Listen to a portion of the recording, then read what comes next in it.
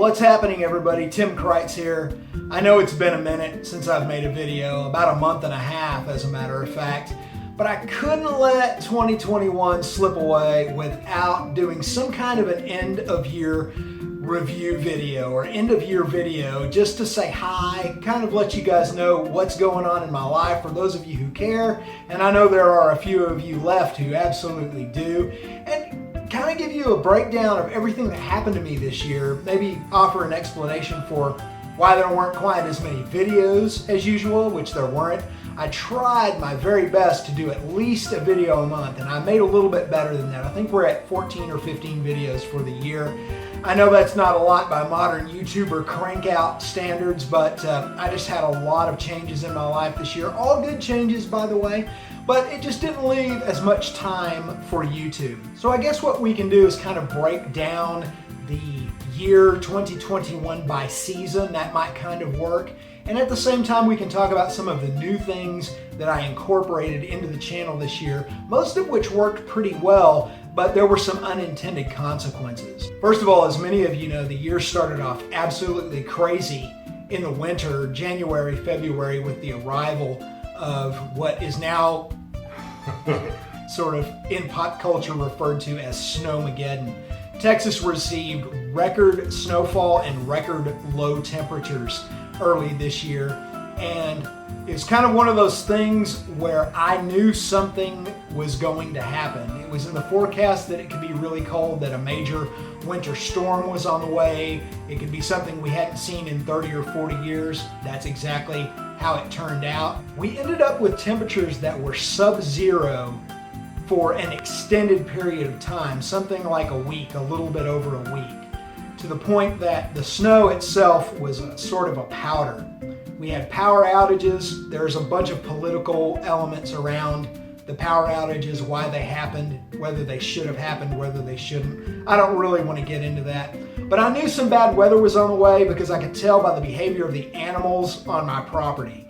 One of the big things was the squirrels on my property, particularly Zippy the squirrel, which some of you may be familiar with if you follow my other social media.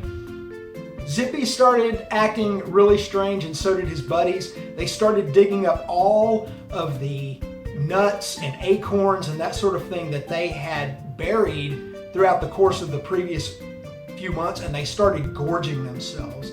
And I knew that a bad storm was on the way when I saw the squirrels gorging themselves in the backyard. Another weird thing that happened right before the storm that I noticed with regard to animal activity and animal behavior was started seeing birds in my trees that I had never seen before, or that I had not seen in a long time. Particularly, I had threshers, and I never see threshers, and they were acting very strange too. They were fighting over food. They were fighting over tree space with the other birds. You could tell that it was a really bad deal as far as the animals were concerned. They knew something was up, and they were trying to get shelter, and they were trying to store as much food energy as they could. Then the storm hit. It caused a lot of problems. Thankfully here, I was never without power, which I was very thankful for. But I was without internet for several days, and I was without cell service for several days as well. And that's where ham radio came in very, very handy, because I was able to talk to local hams, and I was able to talk through propagation to more distant locations to see how things were going. And it was a method for keeping in touch with people while we were all basically snowed in. Speaking of ham radio, that's one of the things that I kind of branched out with on the channel this year. I did one ham radio video just to see how well it would do if I did a ham radio related video, and it turns out it did really well. Did better than a lot of the other motorcycle related videos that I did this year, and so you may be seeing more of that in the coming year. I want to go easy with it though, because you know, my main interest in life as far as my free time and my leisure time is still motorcycles, but I think a few more ham radio videos next year might be informative, they might be interesting, and like I said, they attracted a lot of new viewers and performed better than a lot of my motorcycle related videos. Maybe that should be a hint to me. And speaking of that, another thing that I went into this year that I had not really done dedicatedly in years past was I struck up a deal with my buddy Jason, who owns Midland Power Sports. They are the local Kawasaki, Honda, Suzuki dealership, and we got our heads together on how I could do motorcycle reviews through his dealership as he got new bikes in. And I ended up doing 4 this year. I did the Honda Grom, I did the new Hayabusa, the new redesigned Hayabusa, I did the Kawasaki ZX-10R, and my most infamous of all of them was the new redesigned KLR 650. Doing motorcycle reviews was a bit of a wake-up call for me, quite honestly, because I figured out how it brings out some of the worst human beings on planet Earth out of the woodwork to come and spew venom in your comments section. That's certainly what happened to me. Not on the bikes where I did glowing reviews, like for example on the Grom, I did a really glowing review. It's a silly, cute little bike that we all love that's only good for a few things, but if you use it within those parameters, within its sort of design architecture, it's a wonderful motorcycle, and I did a review to that effect, and it was well received. That was not the case with the KLR 650. I did not like necessarily the KLR 650, so I did what I would call a mixed review. I pointed out what was really good about it. I pointed out what I felt like was really bad about it, and overall it came out, as I said, as a mixed review, probably leaning more toward dislike than like. That brought out the fanboys.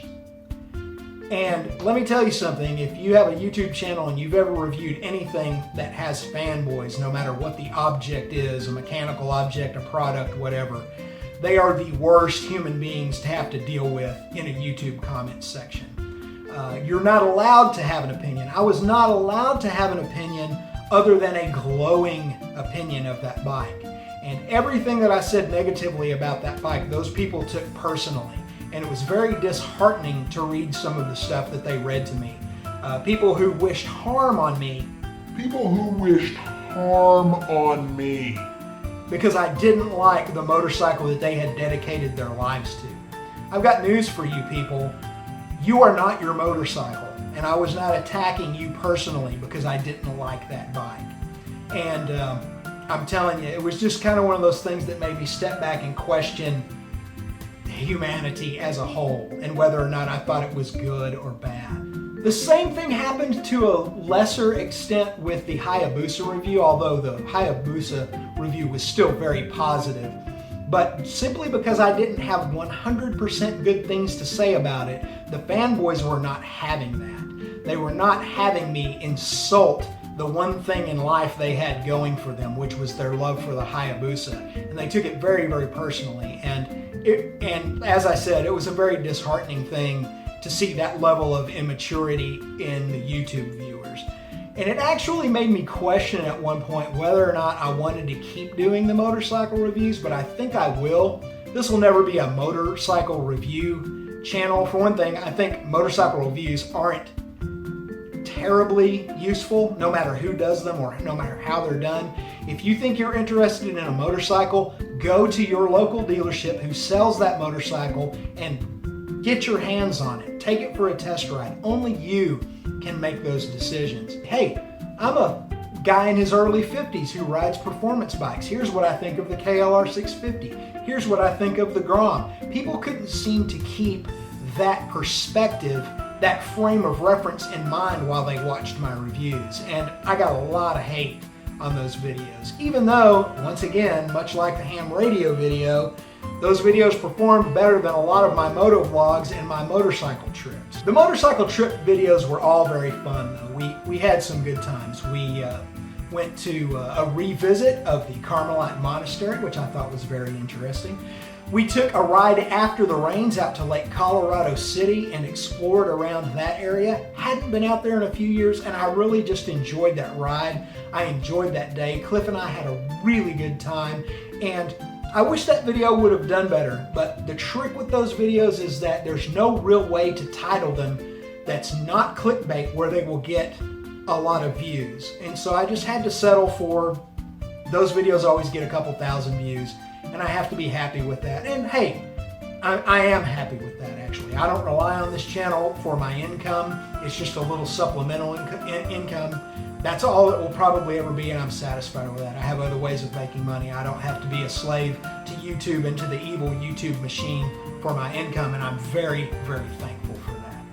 The fall ride video was also one that die-hard, old-time Tim Kreitz Adventures viewers really gave me a lot of nice compliments on, and we will continue to do those videos in the future. That was a wonderful day, a wonderful ride, and of course we got to go out and dig through a bunch of old ruins, a bunch of old ghost town stuff, and I continue 8 years into Tim Kreitz Adventures to be fascinated with that type of thing. I love digging through those old ruins, and I'll probably always do it to a certain extent, although I want to do it a little bit more next year than we did this year for sure. And speaking of diehard viewers and traditional things I do on the channel, I got a lot of questions, or a few questions anyway, from viewers about whether or not we did the Hill Country ride this year, or why there was no Hill Country ride video. Well, we did do the Hill Country ride, and I did film quite a bit of it, but quite honestly, going back to the weather theme and how crazy the weather has been here in West Texas this year, that trip was quite honestly miserable. It rained the whole time. For 4 solid days, it did nothing but rain. And for me, it ruined the trip. Cliff, he's a trooper. He trudged through it and had a good time. Britt, who also was soaked to the bone that entire trip, he trudged through it. But I was just a whiny little bitch that whole trip.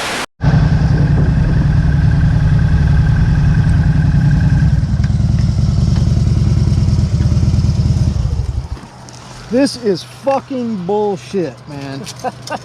There is not a single thing in this world that's fun about this.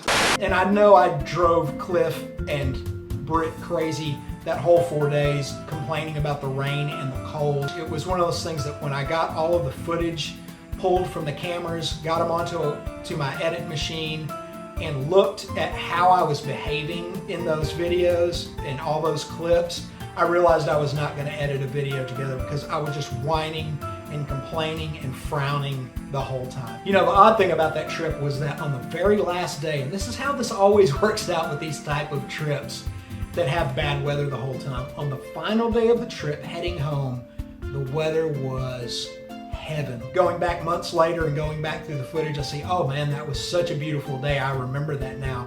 I was just so ready to get home, get out of my soaked riding gear, and get warm and get dry and clean my bike up that I wasn't really concentrated on it on the way home. We had a dry spot after the winter, and then it got really rainy, and then it got dry again, and we had really bad dust storms. And the dust storms were like this. I mean, they were horrible. And from, I don't know, maybe about July or August on until now, we've had effectively no rain. One of the reasons I only did a few videos this summer was because we were riding at night a lot. And I did the night riding video, which some of you may have seen, and I thought I did a good job. I thought I did a great job, actually. I'm gonna go ahead and pat myself on the back for that one, because that video, again, got no views, a couple thousand views, and I worked really hard on it. I did astrophotography. We had this wonderful night of riding. It was done as more of a short film than a moto vlog. I was really proud of that, and I was hoping that would get more views, but of course it didn't. Story of this channel, story of my life on YouTube. That synopsizes what the summer was like. I got my wife to go out with me a few times. Roger and Tad and Mark and I and a few other people spent lots of Friday and Saturday nights out riding until 2, 3, 4 o'clock in the morning. And we built some great memories, stuff that you guys, even if I tried to make a video about it, you wouldn't understand. But if you ride motorcycles with good friends, you know what I'm talking about. And I will always cherish that summer. In fact, I look forward to doing it again this coming summer, and maybe I'll film a little bit more of that. So it was a good year for me. It was a good year professionally for me. My business has started to rebound from the pandemic, and things sort of started getting back to normal for me. But I didn't feel compelled to film all of it, and I hope you all will forgive me for that. But I look forward to filming more next year, and I hope you'll be around for it, and I hope you'll share the channel and tell people about it. You know, I kind of hate it when channels go, hey, hit the subscribe button and click the bell and leave me a comment and blah, blah, blah. I hate asking people to do that. I've never asked the viewer to do anything but watch the video. preferably watch the ad, but I don't have Patreons, I don't have Buy Me a Coffee, I don't do any of that. I just want you to watch the videos and share them with your friends. I'm not interested in getting rich on this. I've never been interested in getting rich off of this channel. I just want everybody to enjoy it. So help me out with that if you can in the coming year. And we will see you there. You guys have a happy new year. I hope you'll all be blessed and healthy in the coming year. And I hope it's the best year for all of us so far. Fingers crossed. Thank you guys for tuning in. We'll see you in 2022.